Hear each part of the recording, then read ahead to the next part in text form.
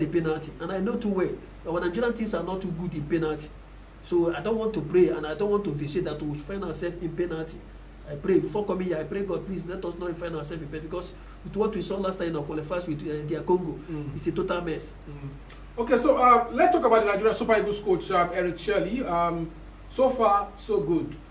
How do you rate him? We saw him at the qualifiers. We saw him at the CHAN. Start with at the CHAN, he had a disastrous CHAN. It was a bad CHAN for him. Then we saw the World Cup qualifiers. He gave us some hope. You know, took us to the playoffs, and then we lost out on the penalties. Now we're going to see Eric Shelley for the third time, and this is the African Cup of Nations. How do you rate him? Has he been growing? Are you satisfied? Are you happy with his performance? Yes, I watched the last CHAN. That was when he was employed. There was no thing to write home about then, but Nigeria with their patience, so we all gave him chance to continue from the preliminary stage of the Nation Cup qualifiers and the World Cup qualifiers. So I watch his games. He's growing gradually. In fact, if you watch his game from this the Nation Cup, you understand that from the day one of the Tanzania game to Tunisia game, there is a lot of improvements. He has begun to spell out the main boys that are supposed to mark the first 11, and those of them, though our bench are good, I'm not afraid of the bench. Anybody that comes in from the bench is a starter, is a good player to reckon with. So we're waiting for the second half of that match in Marrakesh, Super Eagles against Desert Foxes of Algeria. You're watching live on the River State Television right here in the city of Port Harcourt. We're giving live analysis as far as that match is concerned. So we'll wait for the pictures to come from Marrakesh for the second half. Any prediction time? Of course, before I come here, I predicted that this match will end 1-0 in favor of Nigeria. So now for the second half, Moses Simon is on the bench. What's your thought? We've not seen much of him in this tournament. Well, in the first match between Tanzania and Nigeria, he started with Chukwueze, but the second match with the Tunisia, the coach made some adjustment on his formations. So to me, our bench is good, and so far so good. We have not seen any lapses on the first 11 that he's playing, but I know he's going to make change because of maybe dehydration or those of them that are getting weaker to be able to fortify the team. So Moses Simon is a very good one. I love his drives. I love his moves. Each time he holds the ball from the wing side, you see his leg overs and his space to create more space for either to Demola Lookman or Osimhen to ban the goal. I know. Are you patient for Osimhen score against this team? We've not seen. Well, he is lighting up the Nations Cup. He scored twice the last match. But do you want to see him score in this match? Yes, Nigerians were criticizing Osimhen based on his reactions. So maybe I know they have a psychologist in the team who can be able to cancel him.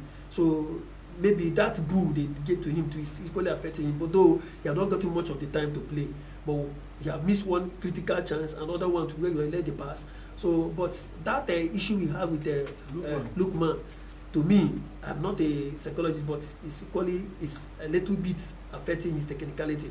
But at the dressing room or as they're going for second half, the coach will be able to tell him to do a clinical finishing. Okay, let's talk about Ako Adams.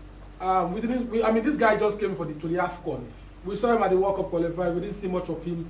And as far as I'm concerned, he's one of the exciting players as far as Nigerian team is concerned for this AFCON. He missed one glorious chance for Nigeria against Algeria. What's your thought about his performance? Well, Ako is a very good player, though he too has a minor psychological issue because he lost his mom. No, his mom was hospitalized, so he left the camp 2 days ago to go and see the mom. But that will not be a bias or a yardstick for him not to deliver. So far, so good too.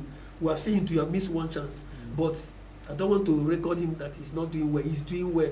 He gave us the fourth goal against Mozambique. So you see that clinical finishing, and so far so good too. He's coordinating with Osimhen and Lookman. Their formation is good. So, but if he happens to come in second half, if the coach want to make a change between him and Osimhen, at least either Paul Onachu to come into. I was going to ask you about that. Paul Onachu, any space for him, or you still want to stick with Ako Adams? Or you really want Paul Onachu to continue, Ako Adams to continue this game, or Paul at some point in time to come in? I'm not the coach, but he's the one that is doing his. He knows his match plan. But if the goals have not come, you should remove Osimhen and bring in Paul Onachu, because Paul has experience and his club is doing well. So what He about has area Adams? So space. you would rather take out away Victor Osimhen and keep Adams? Is that what you're saying? Yes, because if you want the Algerians, they are trying to mark out Osimhen from this game based on the defense line. So let no eyes be on Osimhen. If you can be able to remove Osimhen, maybe around 70 or thereabouts, bring Paul on that's if we don't score. That's if we don't score. If we don't score, but I know before then we'll get a goal for this game. So, but are you very confident, Nigeria? You're sounding so confident. I am confident with what I've seen so far. We have dominated. If you want the ball possessions, we were more than them. Yeah. We're about 70, 60 something, while they're about 40 something. Are you surprised with that Nigeria is dominating Algeria this badly? I mean, you look at the Algerian setup. Coming into this match, I thought it was going to be a classic match. It is an exciting match, but total domination for at least, yes, it's goalless, but Nigeria dominated this game. Of course, these two teams have met several occasions, like I said before. They met 22 times, and these two teams too have won the AFCON. Algeria won 2, Nigeria won 3. So, and in the ball ratio, in fact, the Algerians are on pressure because Nigerians are confident. If you watch the way they are playing, they are relaxed and they are knocking the game the way it's supposed to be. So, the victory will be us today. All right, we're not afraid of we're waiting Algeria. for signals from Marrakesh for the second half of that match, Algeria against Nigeria. Second 45 minutes, quarterfinals of the African Cup of Nations. Still goalless situation in Marrakesh. Waiting for the pictures. Once we get the pictures, we'll connect with our guys from Marrakesh. But Chamberlain Moses is still with us in the house.